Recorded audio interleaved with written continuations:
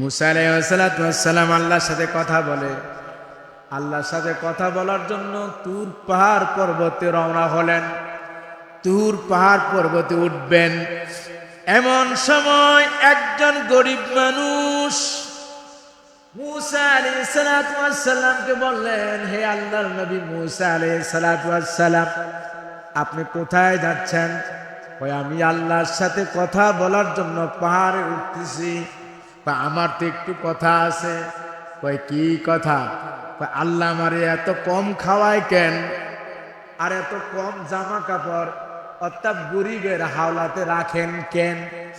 আল্লাহকে আপনি একটু জিজ্ঞাসা করুন, আমি যেন বেশি করে খেতে পারি, ভালো ভালো জামা কাপড় পরতে পারি। আমার এই তামান্নাটা আল্লাহর দরবারে আপনি পৌঁছাইয়া দিবেন। মুসা আলাইহিস সালাম আল্লাহর সাথে কথা শেষ করে যখন পাহাড় থেকে নামা শুরু করলেন, ওই গরিব লোকটা বললেন, ওগো আল্লাহর নবী মুসা আলাইহিস সালাম, আপনি কি আল্লাহর সাথে কথা বলেছেন? বলে হ্যাঁ বলেছি। আমার কথা কি আপনি বলেছেন কিনা? কই হ্যাঁ বলেছি। কই কি বলেছে আল্লাহ?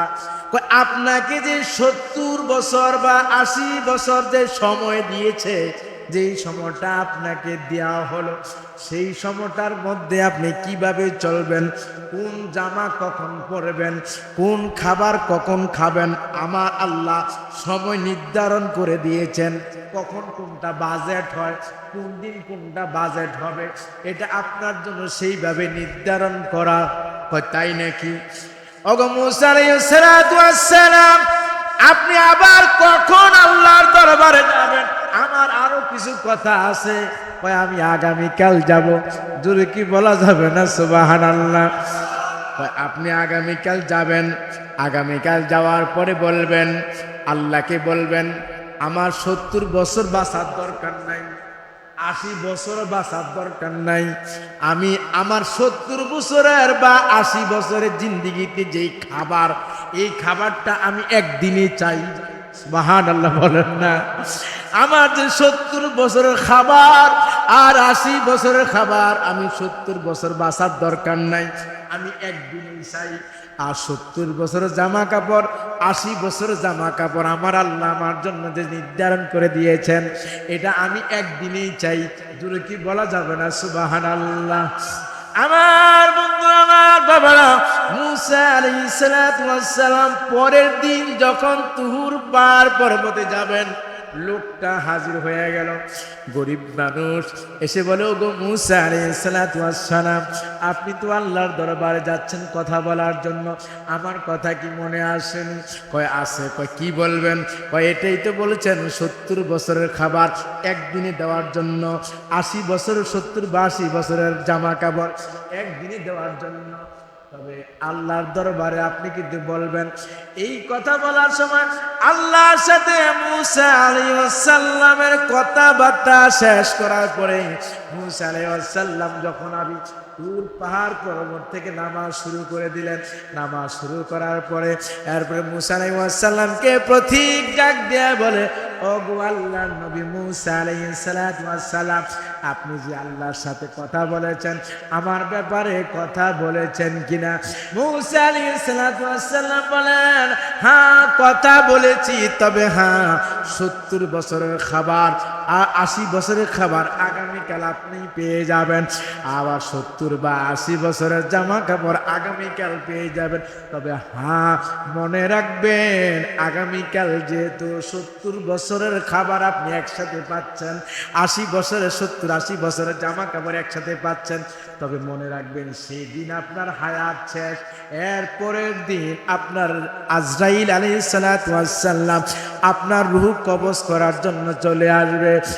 প্রতীক ডাক দিয়ে বলে, ওগো আল্লাহর নবী মুসা, তুমি শুনে রাখো, এর পরের দিন যদি মৃত্যু আসে, আমার আজরাইল আলাইহিস সালাম আসে, আমার কোনো চিন্তা নাই, আমি কোনো চিন্তা করি না, মৃত্যুকে আমি ওয়েলকাম জানাবো। সাল্লাল্লাহু আলাইহি ওয়াসাল্লাম বলেছেন, যারা জুমার নামাজ আদায় করলো, যারা নামাজ আদায় করলো শুক্রবারের দিন, যারা নামাজ আদায় করলো, এই নামাজ আদায়ের বিনিময়ে আমার আল্লাহ খুশি হয়ে, আমার আল্লাহ খুশি হয়ে তার জীবনের গুনাহগুলি মাফ করে দেয়। শুধু এখানে তাই নয়, যতক্ষণ পর্যন্ত মসজিদে প্রবেশ করবে ফেরেশতারা তাদের নামগুলি লিখতে থাকে, লিখতে লিখতে শেষ পর্যায়ে যখন ইমাম সাহেব, খতিব সাহেব যখন মিম্বরে দাঁড়িয়ে যায়, দাঁড়িয়ে যাওয়ার পরে তখন ফেরেশতারা নামের লিস্টখানা, নামের বইখানা, খাতাখানা বন্ধ করে ফেলে। এক ফেরেশতা আরেক ফেরেশতারে প্রশ্ন করে, তুমি কেন এখন খাতা বন্ধ করে ফেলেছ, লেখা বন্ধ করে ফেলেছ? ফেরেশতা জবাব দিয়ে দেয়, এটা হুকুম, আল্লাহর হুকুম। জোরে কি বলা যাবে না সুবহানাল্লাহ? এতক্ষণ পর্যন্ত যতগুলি মানুষ আসছে সবার নাম লিস্ট করা হলো, কে কে আজকে মসজিদে আসলো, কে কে মসজিদে প্রবেশ করলো, তাদের সওয়াবের আমলনামা কে কতটুক পাবে এটা আমার আল্লাহ দিয়ে দিবেন। কিন্তু লিস্ট করার দায়িত্ব আমি ফেরেশতার, আমি লিস্ট করে ফেলেছি। এখন খতিব সাহেব, ইমাম সাহেব খুতবা দিবেন, খুতবা শোনা ওয়াজিব, খুতবা দিবেন, আমিও খুতবা শুনবো।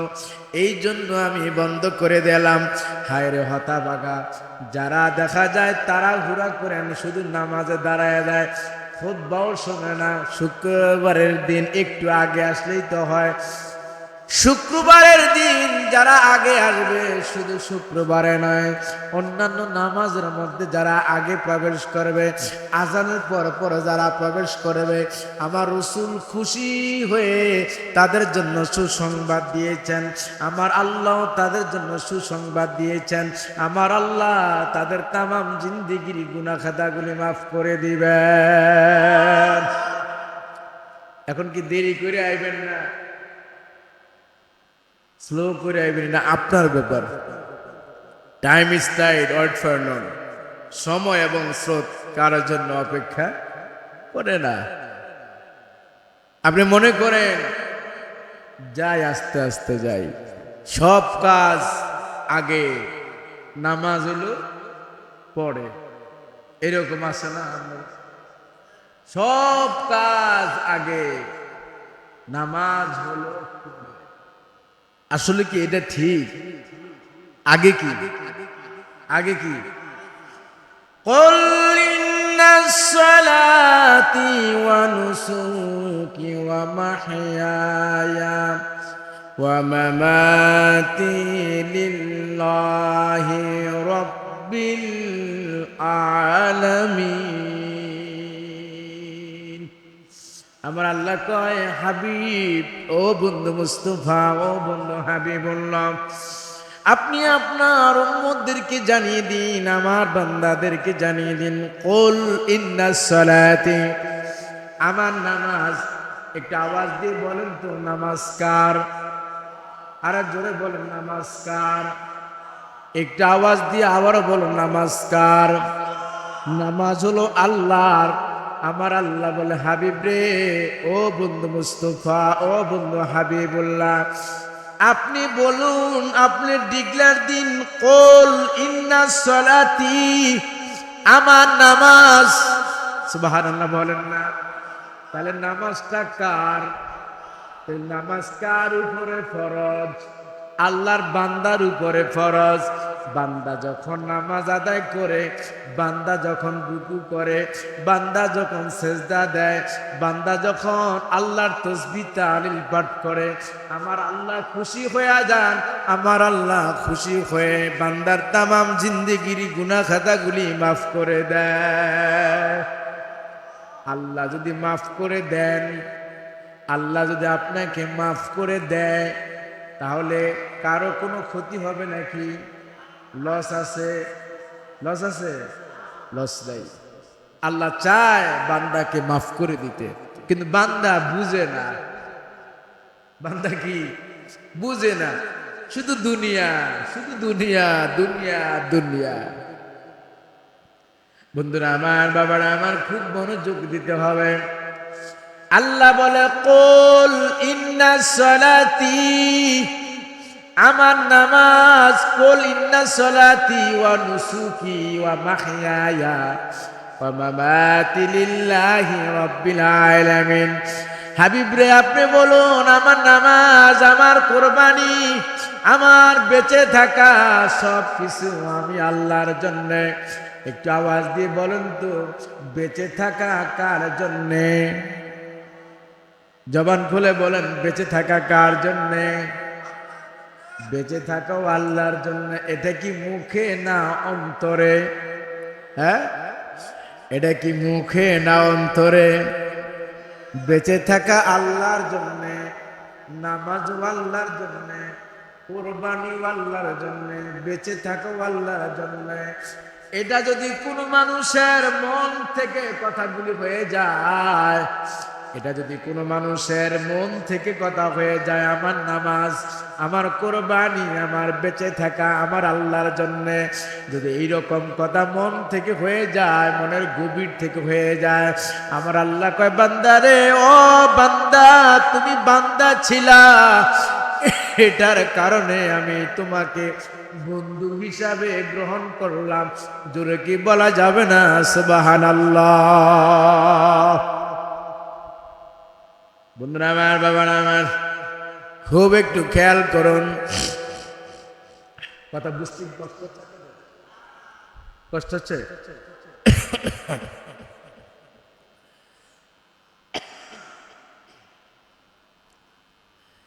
বন্ধুরা আমার, বাবারা আমার, আল্লাহকে খুশি রাখতে চান কিনা আপনারা? আওয়াজ বুঝা যায়। আপনি এদিকে আসেন, কাছে আসেন, আমার কাছে আসেন, এটা মনোযোগ দিবেন আপনারা। হ্যাঁ, মনোযোগ আছে আপনাদের? কাদের মনোযোগ নাই হাত উঠানছে? আমি বলছি, কাদের মনোযোগ নাই? কার কার মনোযোগ আছে হাত উঠে আল্লাহরে দেখানছে? হাত নামান, একটু মনোযোগ দেন, খুব মনোযোগ। আল্লাহকে সবাই তো আমরা পাইতে চাই, পাই না? আল্লাহরে পাইলে আর কিছু লাগে? আল্লাহকে পাওয়ার রাস্তা অনেক আছে, অনেকগুলি রাস্তা আছে, তবে এর মধ্যে আল্লাহকে সন্তুষ্টি করার মাধ্যম আছে।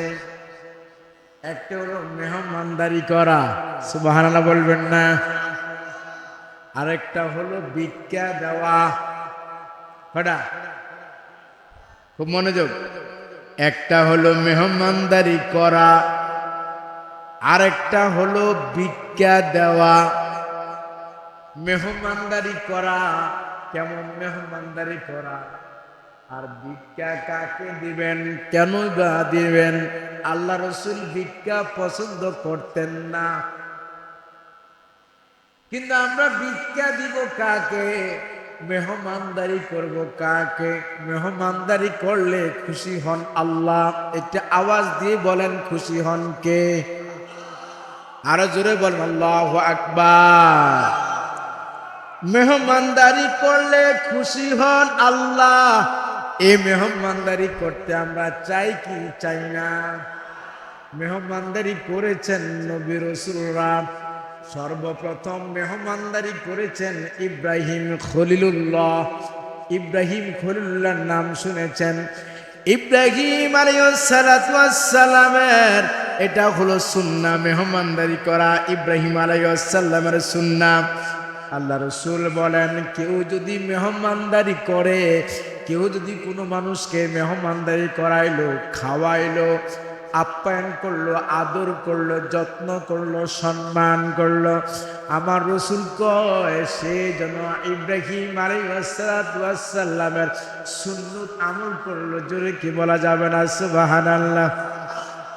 আমার নবী বলে, উম্মত, আমার উম্মত, তুমি শুনে রাখো, মেহমানদারি করা ইব্রাহিম আলাইহিস সালামের সুন্নাহ।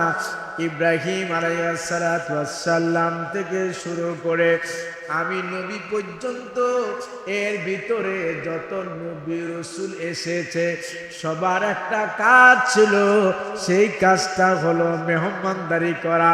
অর্থাৎ সমস্ত নবী রাসূলরাও মেহমানদারি করেছে, আমি নবীও করি।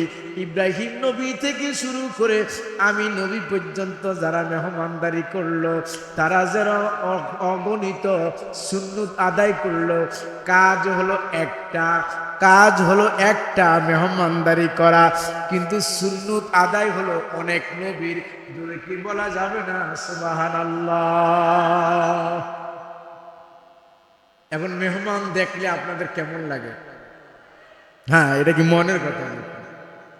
হ্যাঁ, আসলে মনের কথা। ইল্লা মাশা আল্লাহ, ইল্লা মাশা আল্লাহ। কিছু মানুষের মন ভালো, ঠিক না? কিছু মানুষের মন ভালো, কিন্তু কিছু মানুষ মেহমান দেখলে তার কপালটা গোছায় যায়, কালো হয়ে যায়, চেহারাও কালো হয়, এমনি তো কালো, আরো কালো দেখা যায়। মেহমানের নাম শুনলেই দেখা যায় কপালের চামড়া গোছায় যায়, ভাঁজ পড়ে যায়। না না না, মেহমান আপনার মেহমান আপনার বাড়িতে আসতে পারে, কিন্তু মেহমানের রিজিক আমার আল্লাহ আসার আগে বন্টন করে দিয়েছেন। সুবহানাল্লাহ। মেহমান দেখলে খুশি হয় না বেজার হয় মানুষ? হ্যাঁ, মেহমান সবার বাড়িতে যায় না, মেহমান সবার বাড়িতে যায় না। ভিক্ষা যারা করে সবার বাড়িতে ভিক্ষার জন্য যায় না, ঠিক না? আসে না এরকম? আমার মনে নাই না, কষ্ট হইতেছে যে হুজুর এত ওয়াজ বাদ দিয়া আজকে কোন ওয়াজ ধরলো। এরকম হইতে পারে, কষ্ট লাগে। আহা, খুব আফসোস যারা মেহমান পায়া খুশি হলো না, যারা মেহমানদারি করতে পারলো না, আল্লাহ রসুল তাদের উপরে খুশি নাই। কিন্তু আল্লাহ রসুল ভিক্ষা দেওয়া পছন্দ করতেন, কিন্তু যাদের হাত নাই পা নাই, যারা কাজকর্ম করে খেতে পারে না, তাদেরকে ভিক্ষা দেওয়া কিন্তু জায়েজ আছে। জানেন কিনা আমি জানি না।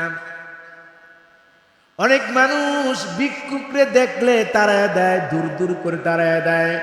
অনেক মানুষ গাড়ির গ্লাসটা নামানো থাকে, ভিক্ষুকরে দেখলে গাড়ির গ্লাসটা পর্যন্ত উঠাইয়া দেয়। আর ভিক্ষুক আওয়াজ দেয় এভাবে, গাড়ির দরজায় টোকা মারে, টোকা মারলে সাহেবের মেজাজ একটু গরম হয়ে যায়। আসলে এরকম। কিন্তু আমার ভাইরা, আমার বন্ধুরা, সমাজের মধ্যে এমন মানুষ আছে, ভিক্ষুক যদি ভালো জামা কাপড় পরে অনেকে সহ্য হয় না, আছে না? ভিক্ষুক যদি ভালো জামা কাপড় পরে অনেক মানুষের সহ্য হয় না। অনেক মানুষ বলে, তুই না ভিক্ষুক, তুই আবার ভালো জামা কাপড় পরস কেন? দেখবেন অনেক মানুষ, অনেক ভিক্ষুক ভালো জামা কাপড় পরে না। আমার নিজের চোখে আমি অনেক ভিক্ষুক দেখেছি। কয়েকদিন আগে মোহাম্মদপুরে আমি থাকি, সেখানে একজন ভিক্ষুক আছে টকি স্কোয়ারের সামনে। তার দেখা যায় ভালো কোনো জামা কাপড় নাই, ছিঁড়া ফাটা জামা কাপড় নিয়ে ভিক্ষা করে। তখন আমি বললাম, আপনি ছিঁড়া জামা কাপড় পরেন কেন? হুজুর, ভালো জামা কাপড় পরে যদি ভিক্ষা করি, ভিক্ষা কেউ দেয় না। হুজুর, ভালো জামা কাপড় পরে যদি ভিক্ষা করি, ভিক্ষা কিন্তু কেউ দেয় না। তাহলে কি করা যায়? তাহলে ছিঁড়া জামা কাপড়েই তো পড়তে হয়। আপনার কাছে আমার প্রশ্ন, আমার এই ভাই, আমার রমজানের সময় একটা ফেতরার টাকা আমার কাছে দিয়েছে, তার দায়িত্ব হলো আমি ভাইয়ের কাছে দেই।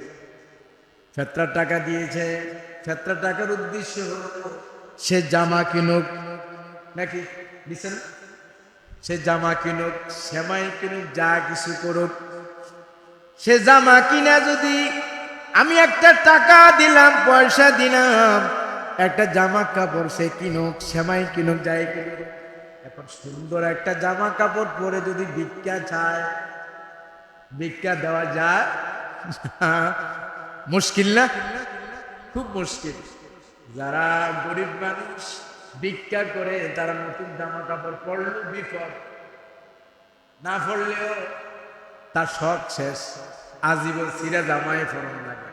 তাহলে আমাদের মন মানসিকতা একটু চেঞ্জ করতে হবে। এ বেটা ভিক্ষা করস কেন? ক্ষুধার জ্বালা ভিক্ষা করি নে, তুই নতুন জামা নে, নতুন জামা পরে ভিক্ষা কর। ভিক্ষা তো তার অভ্যাস না, স্বভাব না, ক্ষুধার্তের কারণে, অভাবের কারণে ভিক্ষা করে। তাহলে নতুন জামা পরা তার দোষের কিছু না। আহা, মেহমানদারি অনেক মানুষ করে। অনেক মানুষের কাছে দেখবেন কিছু মানুষ এসে ক্ষুধার্ত আছে না, মানুষ ভাই আজকে 3 দিন ধরে খাই না, আজকে কয়দিন ধরে খাই না, 3 দিন ধরে খাই না, আমার একটু খাবার দাও।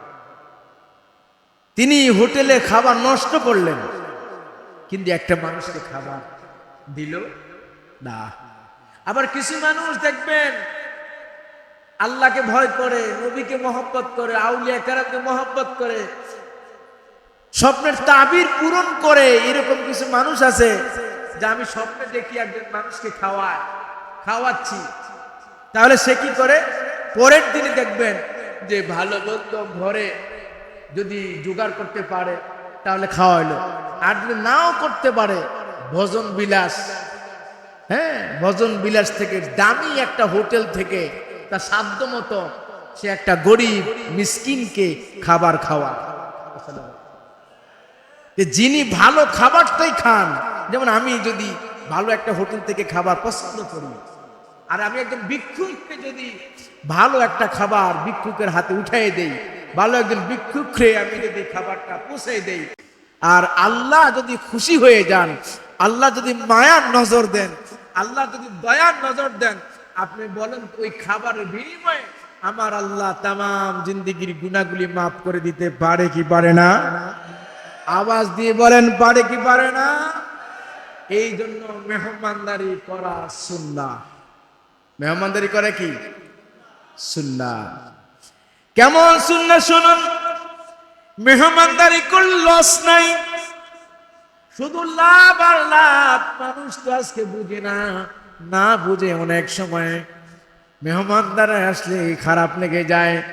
যেমন ঢাকা শহরে আপনি থাকেন, আর গ্রামের বাড়ি থেকে ডাক্তার দেখানোর জন্য লোক আসছে, আপনার বাড়িতে ঘরের মধ্যে উঠলো। যেমন আমার কথাই বলি, মানুষের কথা বাদ, আমার কথাই বলি। আমার বাড়ি কুমিল্লা, আমি থাকি মোহাম্মদপুরে, কিডনি হসপিটাল আমার পাশে, নিউরোলজি সায়েন্স আমার সাথে, পপুলার আমার বাসার সামনে। এখন আমার বাড়ি থেকে কোনো মানুষ যদি আমার ঘরে আসে, মেহমান হয়, আমার ওয়াইফ বা আমি যদি নিজে নিজে মেহমান দেখি যদি আমার মন খারাপ হয়ে যায়, আল্লাহ রসুল কয় না না না না, মন খারাপ করো না, কারণ মেহমানের রিজিক মেহমান নিজেই নিয়ে আসছে। আমার বউ যদি মন খারাপ করে আর আমি যদি মন খারাপ করি, রসুল কয় না না না না, বেজার হওয়ার কিছুই নাই, মেহমানের রিজিক আমার আল্লাহ আগেই রেখে দিয়েছেন। এখন মেহমান আসছেন, ডাক্তার দেখাবেন, আমার বাসায় দুদিন থাকবেন, তাদের সাথে যদি ভালো ব্যবহার না করি, তাদের সাথে যদি ভালো ব্যবহার না করি, তাদের সাথে যদি ভালো বিজনেস হইতে না দিই, তাদের সাথে যদি ভালো রান্না না করি, এটা কেমন দেখা যায়? খারাপ দেখা যায় না? খারাপ দেখা যায় কিনা? খারাপ দেখা যায়। রাসূল আকরাম সাল্লাল্লাহু আলাইহি ওয়াসাল্লাম বলে, যারা মেহমানের সাথে মেহমানদারি করলো ভালোভাবে, আমার আল্লাহ তাদের রিজিকের ধার খুলে দেয়। নাকি এটা কইবেন তুই গ্রামের থেকে কিনলে গাইছ, গ্রামের ভালো ডাক্তার নাই, এই শহরে ভালো ডাক্তার আছে, সব পয়সাই পয়সাই, যে এখন আর আসিস না, আবার সামনের মাসে আসিস, এইরকম আছে না? খুব কষ্ট হইতেছে, এরকম আসেনি? আছে ভাই, এগুলি পরিহার করেন, পরিহার করেন, একটু পরিহার করেন। সময় আমার অল্প, আর একটু কথা বলে মূসা আলাইহিস সালাতু ওয়াস সালাম আল্লাহর সাথে কথা বলে, এটা তো ঠিক। মূসা আলাইহিস সালাতু ওয়াস সালাম আল্লাহর সাথে কথা বলে, আল্লাহর সাথে কথা বলার জন্য তুর পাহাড় পর্বতে রওনা হলেন। তুর পাহাড় পর্বতে উঠবেন, এমন সময় একজন গরিব মানুষ মূসা আলাইহিস সালাতু ওয়াস সালামকে বললেন, হে আল্লাহর নবী মূসা আলাইহিস সালাতু ওয়াস সালাম, আপনি কোথায় যাচ্ছেন? কই আমি আল্লাহর সাথে কথা বলার জন্য পাহাড়ে উঠতেছি। বা আমার তো একটু কথা আছে। কই কি কথা? আল্লাহ আমারে এত কম খাওয়ায় কেন, আর এত কম জামা কাপড় অর্থাৎ গরিবের হাওলাতে রাখেন কেন? আল্লাহকে আপনি একটু জিজ্ঞাসা করুন, আমি যেন বেশি করে খেতে পারি, ভালো ভালো জামা কাপড় পরতে পারি। আমার এই তামান্নাটা আল্লাহর দরবারে আপনি পৌঁছাইয়া দিবেন। মূসা আলাইহিস সালাতু ওয়াস সালাম আল্লাহর সাথে কথা শেষ করে যখন পাহাড় থেকে নামা শুরু করলেন, ওই গরিব লোকটা বললেন, ওগো আল্লাহর নবী মূসা আলাইহিস সালাতু ওয়াস সালাম, আপনি কি আল্লাহর সাথে কথা বলেছেন? বলে হ্যাঁ বলেছি। আমার কথা কি আপনি বলেছেন কিনা? কই হ্যাঁ বলেছি। কই কি বলেছে আল্লাহ? কই আপনাকে যে 70 বছর বা 80 বছর যে সময় দিয়েছে, যেই সময়টা আপনাকে দেওয়া হলো, সেই সময়টার মধ্যে আপনি কিভাবে চলবেন, কোন জামা কখন পরবেন, কোন খাবার কখন খাবেন, আমার আল্লাহ সময় নির্ধারণ করে দিয়েছেন। কখন কোনটা বাজেট হয়, কোন দিন কোনটা বাজেট হবে, এটা আপনার জন্য সেইভাবে নির্ধারণ করা। হয় তাই নাকি? ওগো মূসা আলাইহিস সালাতু ওয়াস সালাম, আপনি আবার কখন আল্লাহর দরবারে যাবেন? আমার আরো কিছু কথা আছে। কয় আমি আগামীকাল যাব। জোরে কি বলা যাবে না সুবহানাল্লাহ? আপনি আগামীকাল যাবেন, আগামীকাল যাওয়ার পরে বলবেন, আল্লাহকে বলবেন, আমার 70 বছর বাঁচার দরকার নাই, 80 বছর বাঁচার দরকার নাই, আমি আমার 70 বছরের বা 80 বছরের জিন্দিগিতে যেই খাবার, এই খাবারটা আমি একদিনই চাই। সুবহানাল্লাহ বলেন না?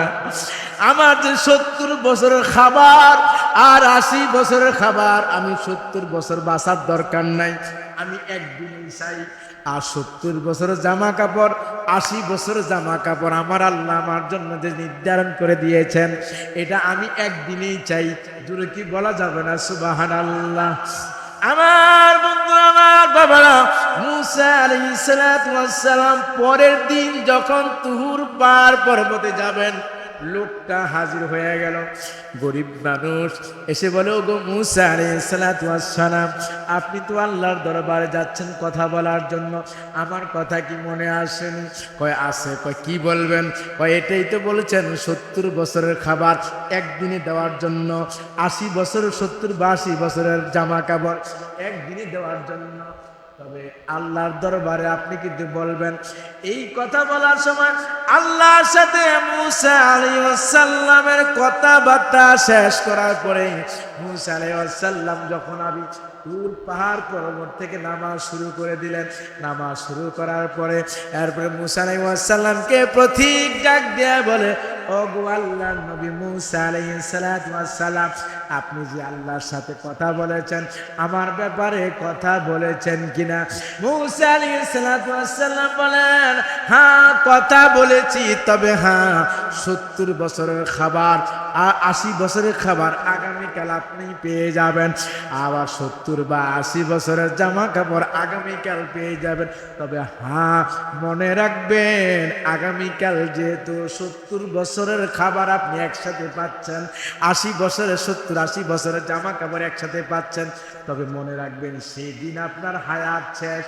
এর পরের দিন আপনার আজরাইল আলাইহিস সালাতু ওয়াস সালাম আপনার রূহ কবজ করার জন্য চলে আসবে।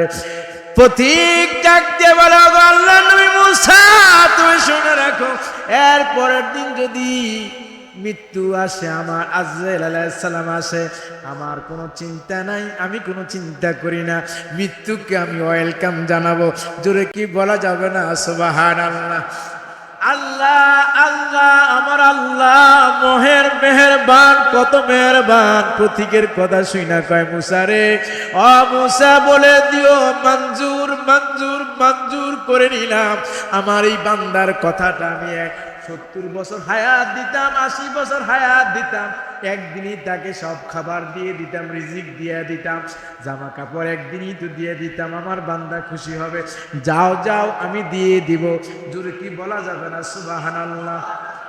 পথিক লোকটা ঘরের ভিতরে বসে বসে আল্লাহর ইবাদত বন্দেগী করতেছে, আর দরজার মধ্যে আইসা টোকা মারছে, আঘাত করেছে। দরজা খুইলা দেখে ফেরেশতারা লাইন ধরে খাবার, 70 বছরের খাবার একদিনই তার ঘরে নিয়ে আসছে। জোরে কি বলা যাবে না সুবহানাল্লাহ?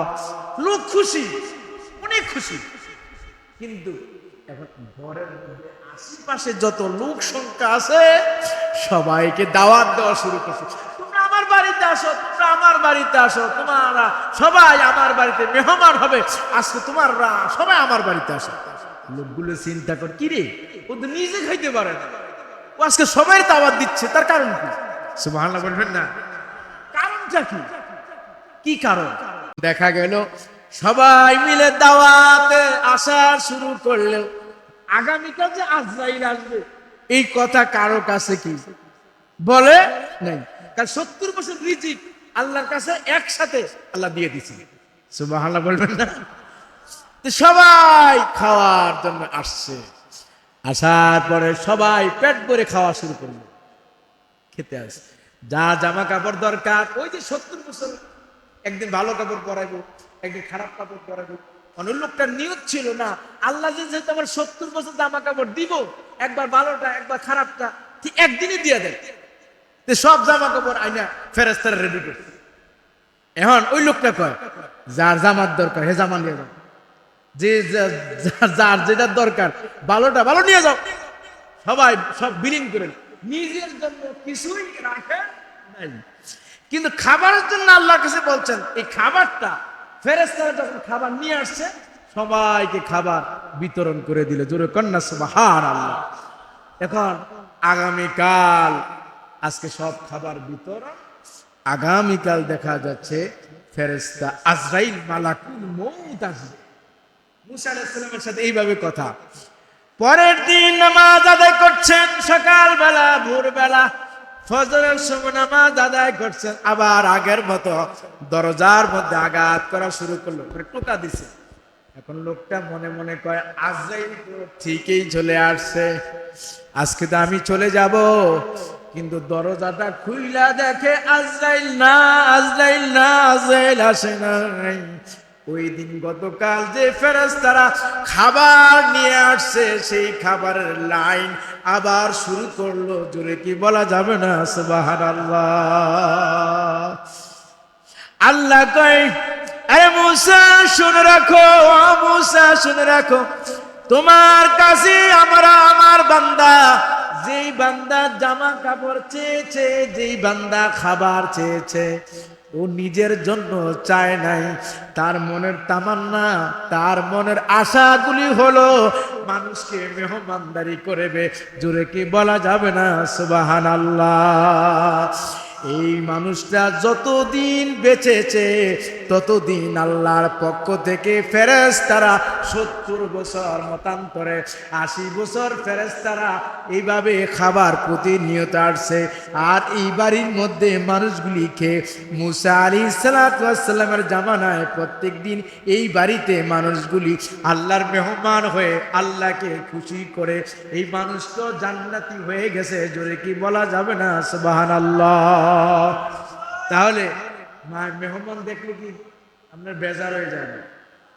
হ্যাঁ, মনে মনে কন না, নাইলে তো ভালো। মেহমান দেখলে বেজার হবেন না, ভিক্ষুক দেখলে দরজা বন্ধ করে দিয়েন না। ভিক্ষা করা ভালো না, রাসূল বলেছেন ভিক্ষা করা ভালো না। তবে যাদের হাত নাই পা নাই ভিক্ষা ছাড়া উপায় নাই তাদেরকে ভিক্ষা দেওয়া যায়।